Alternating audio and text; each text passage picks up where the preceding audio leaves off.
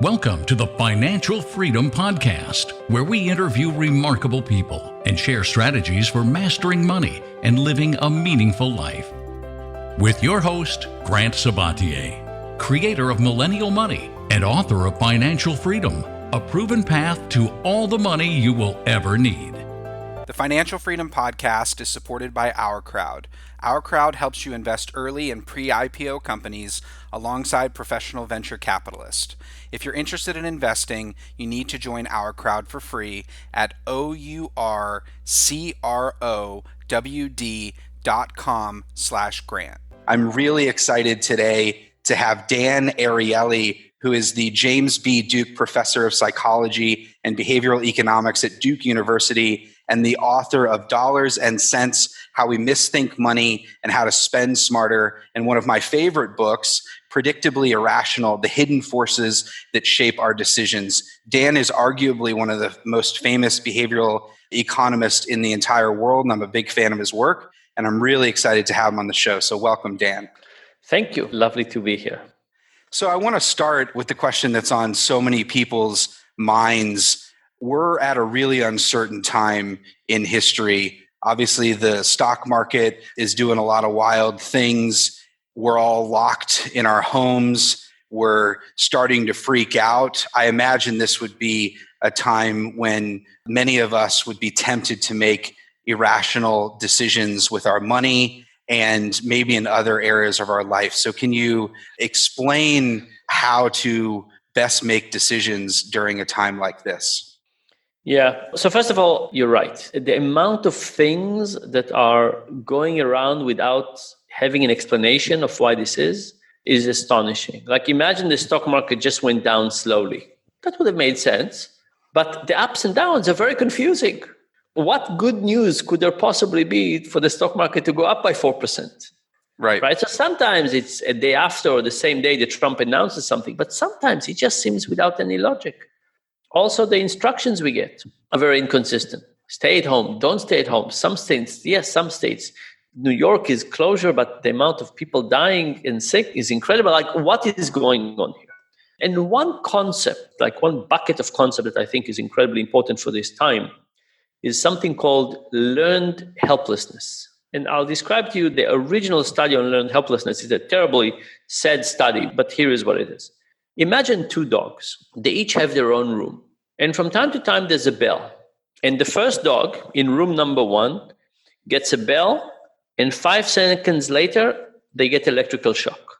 Bell, electrical shock. It's always bell first, 5 seconds, electrical shock. Dog number 2, separate room, gets the same shocks as dog number 1, but without the bell. Now think about it. What's the difference between the two? They get the same physical shock. If shock was the essence, that would be the real issue. But the first dog understands the world. The first dog knows that something is coming. Here it is. Okay, then you move the dogs to a different apparatus. Again, one at a time. And now it's a room with a small partition in the middle. And from time to time, there's a light. And if the dog stays in their own side of the room, in the own side of the partition, they get an electrical shock. But if they jump over the partition to the other side of the room, they avoid the shock. So very different environment. What happened to the two dogs? The first dog walks around, they see the light, and then they get some shocks. They explore the environment, trying to figure out what happens, and then they jump to the other side. They have an appetite to understand the world and to do something that will prevent the shock. The second dog, technically it's called yoked, the one who got the shocks without understanding how they're coming, basically lays on the floor whimpering. And sadly, and this is getting extra sad, their immune system is negatively affected. So they have less of what is called natural killer cells. And think about what it means. It means that when the world around us is understandable, we can cope. Right? We have tremendous ability to cope with all kinds of things, but we have to understand what is going on. And when we don't understand what's going on, our ability to cope is very, very different.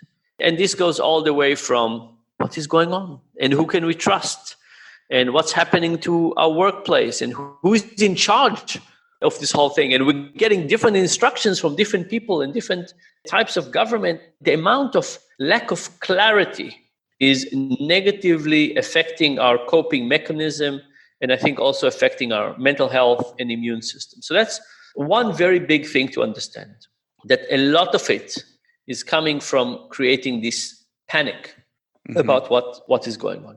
That's, I think, one important thing. The second thing is that we're at home. You've been at home since very early, right? You're one of the pioneers of staying at home. You told me for family health reasons you chose early to do it, and see with your beard that it's been quite a while. Quite a while, but we're at home. And home creates challenges and opportunities. The challenges and opportunities both come down to habit creation. Mm-hmm. So we all have a list of things we would like to change about ourselves. Sure. For me, one of them is I want to meditate. I really want to meditate. Actually, on January, it was one of my New Year resolutions. January 1st, I woke up, started meditating for 5 minutes. This whole 5 minutes, the only thing I could think about is the list of things I was supposed to do and didn't get to it. And I was so much in a panic when the 5 minutes were over. I said, I'm not meditating again. Now, probably I need to do it for a while to get better at it. But right now it's so miserable, at least on January 1st, but I didn't do it again. But on January 1st, it was so miserable, I didn't do it again. But now time is different. Yep. We have a time to look at the list of things we want to improve about ourselves and do them. We also have the opportunity to eat more, exercise less, sleep less organized hours, do all kinds of things that will hurt our going out of this. So, what kind of habits are we creating?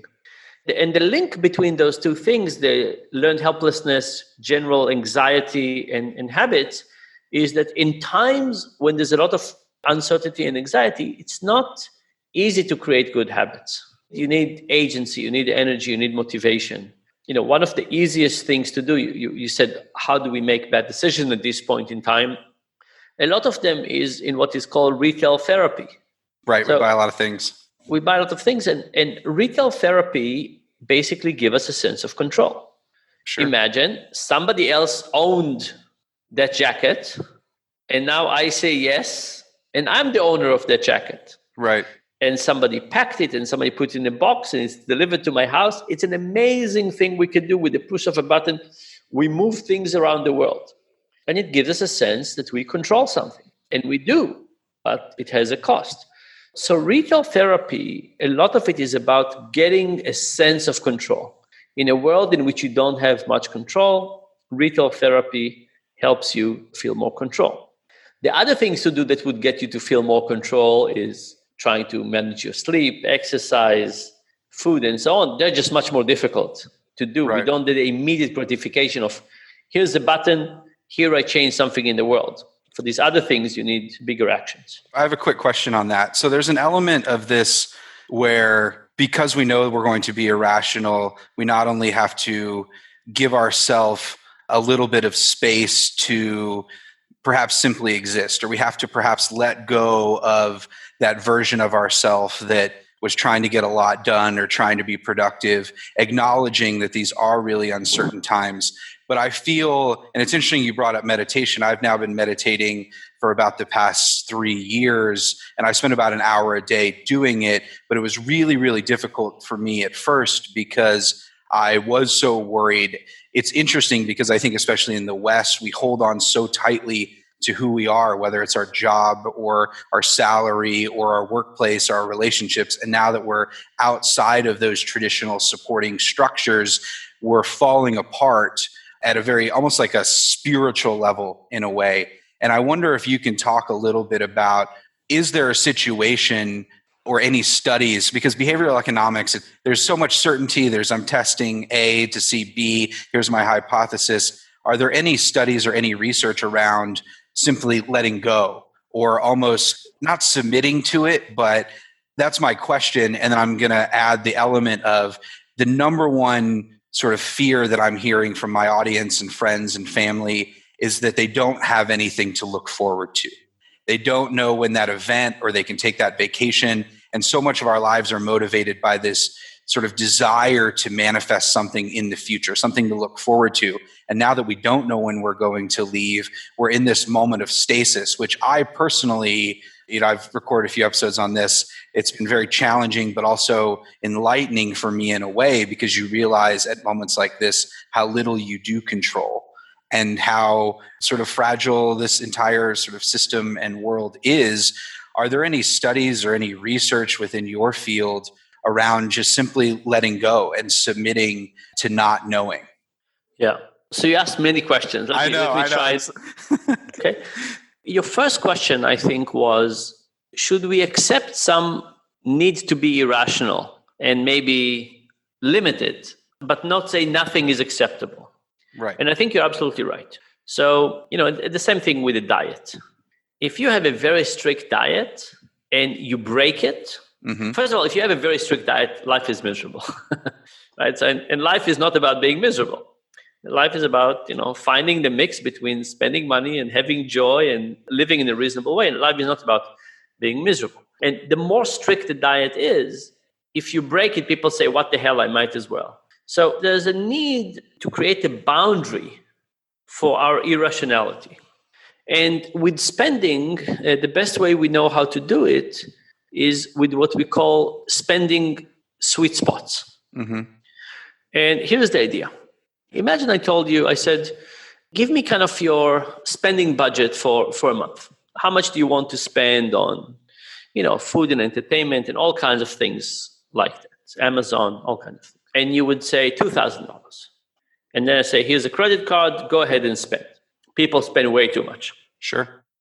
Then I say, okay, don't put it on a credit card, put it on a prepaid debit card. People still spend more, but not as much as with a credit card. Because with a credit card, the number is going up. With a prepaid debit, it's going down. And you can see when it's going to zero. But what happened is it's very hard to manage a month. You start the month with $2,000. You say, I'm rich. And you overspend. So we said, what if we link it to a week, not a month? Turns out that's better. Now people can say, oh, I have a week to spend $500. I can see how fast it's going. I never feel like I'm so rich that I have a lot of money to spend. And then we said, what if we gave you the money, we preloaded the card? Would it matter if we load it on Friday or Monday? It turns out Monday is better. Sure. Why? Because if you load the money on Friday, the weekend comes and people at least used to spend more money on the weekend. So what that allows you to do is to basically put guardrails against your spending. So if you say, I want to spend $2,000 a month on discretionary spending, let's divide it by a week, let's load it on Monday, you're more likely to adhere to your goals. So I want people to have fun. Like if you want to spend money on coffee and you love coffee, go for it. For sure. Right? I love dark chocolate. I don't want people to tell me not to have dark chocolate. Dark chocolate is wonderful. It's part of the joys of life for me. I don't want to do less of it. In fact, I think I should spend more money on dark chocolate than I'm currently spending. It's really about balancing quality of life and some things irrational, whether there's something I really want, or I really love, or a gift, or flowers, or whatever it is. Like, if you're at home and you're lonely, get yourself something. Sure. As long as you can guardrail against the risk. So that's one thing to figure out. And the good news is there's some fintech companies who help with that. Absolutely. The one that I like and the one I try to help is called Capital. With a Q. And what they do is they basically create this card and they preload your money and they help you manage that account. So they're basically saying, let's help you figure out your goals and stay close to that. But if you want to do something like buy flowers or buy a lot of, we're not the one to tell you not to do it. We just want to help you adhere to the goals you have. That's one thing. That was one question. The second question was, do we have studies on, just doing nothing? So we don't really have studies on doing nothing, but there are studies on what is called secure attachment. And they're basically kids that feel that their parents will always be there. So let's say you have a kid, they're 3 years old, you go to the playground and they let go and they go to the swing or whatever. If it's a kid that turns around all the time and checks that you're still there, they don't have secure attachment. But if they're just running around and they know you're there, that's a very different mindset. And when you say, can you just be without worrying? For me, it links with this notion of secure attachment. Do you feel that you have somebody in the world, right? Is it a person? It's a government? That is going to be there to take care of you. And if you do, then this wondering is much more likely. And if you don't, it's going to be much more tough. So this brings us back to the notion of trust and stress. And I think that the first thing to manage is stress and trust. If we're looking for advice, I would give two pieces of advice here. One is to think about our social circles, right? Deep friendship is immunity against stress, right? When you invest in people who love you and care about you and are going to be there for you, you're really creating a social circle that will be there to protect you. That's why women live so much longer after their husbands die.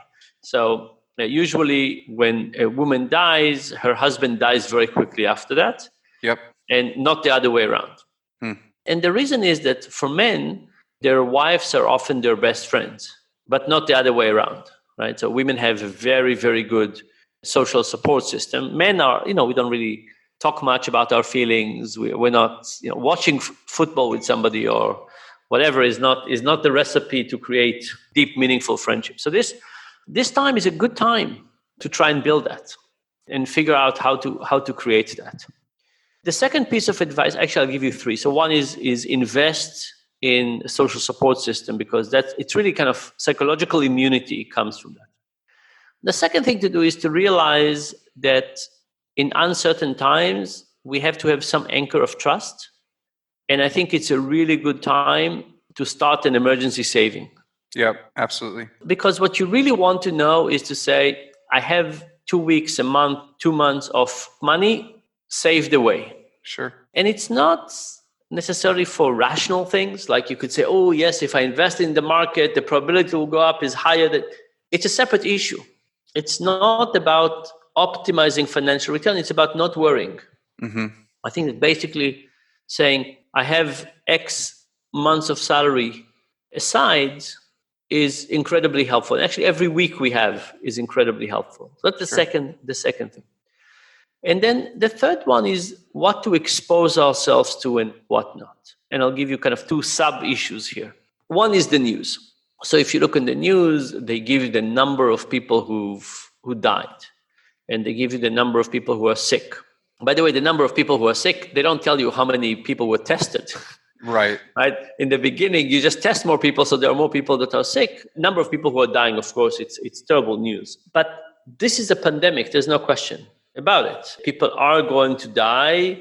We kind of have a sense that it's going to be for a while, and we have a sense of the percentage of people who would basically die. Starting every day in the morning by watching the news is not what's good for us. Right. And the news cycle wants that, right? So if you say, what is a newspaper or TV station want? They want you to be glued for as many hours as possible to what they decide to do. And it looks like news. Oh, another 2 people died. By the way, they don't show you how many people die on a regular day. Right. In many places, the places people are dying now from corona are less than people dying from other things. Right? So it's still a terrible thing when people die from the coronavirus, but we have to understand that they have a goal. They have a goal, not in a vicious way, but that's what they're getting paid for, to get us to come back to this. So managing our viewing habits, not watching first thing in the morning, not watching before we go to sleep, kind of the middle of the day is probably the right time to catch up, and also limit yourself. Like say, okay, there's a limit amount of that I could learn about the world by doing this, unless I'm going to read about biology so let me limit it to half an hour a day. I'll do it in the middle of the day. And the same thing is true for the stock market. So the stock market, we are our worst enemies in the stock market. When prices go up, we buy, and when they drop, we sell. We do the wrong thing on both sides. Now, for the stock market, I think about 3 types of people. Type number 1 are the people who understand the stock market really. Right. And these are people who are clairvoyant. They can predict what the future would be. And maybe there's a handful of those people in the world. Sure. Right? There are people who can play chess and understand where society is coming, and they can predict the future. Many people think that they can do it, but they can't do it. So that's type 1. Type 2 and 3 are the people who don't have any special knowledge. I'm guessing you're in that category. I'm certainly in that category. You ask me, Dan, do you understand the stock market better than everybody else out there? No. Right. Maybe better than the average, but I don't have an edge. Yep, same. And from those two people, there are two subgroups. One is the people like me who said, I don't know anything special, and I know I don't know it. Right. And then there's a group of people who think that they know. That's the most dangerous group, by the way. So group number 1, very few people out there. Very few people out there in that category. Group 3, the people like me who don't know anything special and know that they don't know much special, lots of people out there. And group 2 are the people who don't know anything special but think that they know. Sadly, there are too many people in that. Sure. Now, what do those 3 groups of people do? The first group should go ahead and invest. The second 2 shouldn't. They don't know anything special. Right. We shouldn't do anything. And if you don't do anything, don't watch too often. Right. Right. So here's a recipe. Like, if you think you know something, don't look at your portfolio, but come up with a strategy. So you can say, you know what? I think Roche is going to be the next company with both a vaccination and a medication. Right. I want to buy stock in Roche. Or you could say, I think that Microsoft is going to create such an amazing technology platform, whatever you think. Right. But don't look first. Come up with your ideas. You see, when you look at the past, and whatever you made money, you lost money. These days, it's mostly lost money. It's going to make you depressed. And the odds that you'll make a good decision moving forward is very low. As a way to diversify my portfolio, I've always wanted to invest in IPOs. But IPOs have been historically unavailable to investors who don't have an in or a ton of money. Wish you were in early on some of the best performing IPOs of 2019 and 2020? Our Crowd investors were, and now you can join them in investing in startups. With Our Crowd, accredited investors have access to invest directly, easily, and most importantly, early. Our Crowd investors have benefited from companies IPOing like Beyond Meat. Today you can join Our Crowd's investment in TechSee, a software startup that helps technicians and customer service teams see what the customer sees without ever stepping inside their home or office. It's already revolutionizing how companies like Verizon and Samsung support their customers. You can get in early on TechSee and other unique opportunities at ourcrowd.com/grant. If you're interested in investing, you need to join Our Crowd. The Our Crowd account is free. Just go to ourcrowd.com/grant to check it out. I think the paradox here is we're at a time where we're more detached, as you mentioned, from perhaps our social circles and our normal habits and our normal routines. So we're more fragmented in that sense and perhaps more susceptible to what is a large amount of confusing noise and variables. And so what you're recommending is to create a close-knit social circle, and survive and almost hunker down and not pay attention to what are clearly either profit-driven variables from the media or an increasing amount of confusion from our government. But I think that's the vulnerability here, because we want to be attached. And I find myself waking up every morning and I'm doing Zoom calls with friends and keeping up the podcast and talking with my team. But I want that connection to the world. And so I naturally gravitate towards the news websites or blogs. But there's so many variables that it creates maybe a rational or an irrational amount of fear, depending upon how you look at this. But I think the fragility that we spend so much of our life in our set patterns and are protecting our core selves, that now when it's all fragmented, I just saw today anxiety medication prescriptions are up 35% in the United States. We're just beginning to talk. By the way, domestic violence is also... Domestic violence. This is, from a psychological standpoint, just going to be so damaging, and already is damaging to individuals. And I naturally, I'm drawing back to your meditation element. I'd love to understand why you wanted to meditate. And I'm saying that under the rubric of this show, it's a financial freedom. The tagline is money only matters if it helps you live a life that you love. So I have Buddhist thinkers on here. The core part of the show is that money is actually a form of energy, that we're embedding our emotions and based on how we grew up in society, and we embed it with our dreams and potentiality. And it's money is so much more than just a means of exchange, in my opinion. And there's so many inputs to that. So there's not necessarily a question here. It just seems like from your experience, we need to be better at controlling the variables and building perhaps a new way to look at the world that protects us.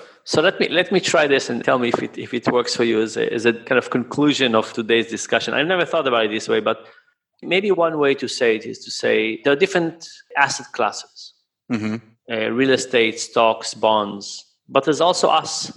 We're an asset class. We are probably the main thing that will generate income for the future.